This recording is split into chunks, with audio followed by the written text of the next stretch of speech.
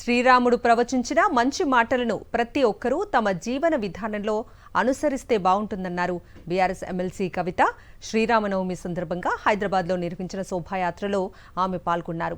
హితభాషిగా మితభాషిగా ఉండాలని, తోటివారికి మంచి జరిగేలా మాట్లాడాలని శ్రీరాముడు ఉపదేశించాడన్నారు. ప్రజలు ఎదుటివారి బాధలు అర్థం చేసుకోవాలన్నారు. శ్రీరాముణ్ణి స్ఫూర్తిగా తీసుకుని ప్రతి ఒక్కరూ ముందుకెళ్లాలన్నారు ఎమ్మెల్సీ కవిత.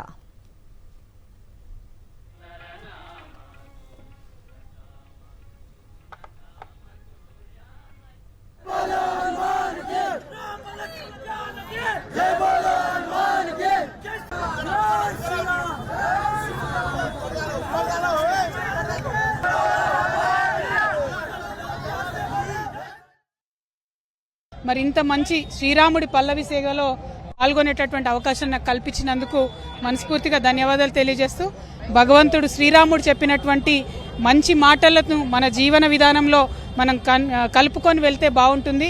శ్రీరాముడు ఎప్పుడు ఒకటే మాట చెప్తాడు, హితభాషిగా ఉండాలి అంటే 10 మందికి మంచి జరిగే విధంగా మాట్లాడాలి, మితభాషిగా ఉండాలి, తక్కువ మాట్లాడాలి, పూర్వ భాషగా ఉండాలి, ఎదుటివాడి బాధను అర్థం చేసుకున్న తర్వాత మాట్లాడాలి.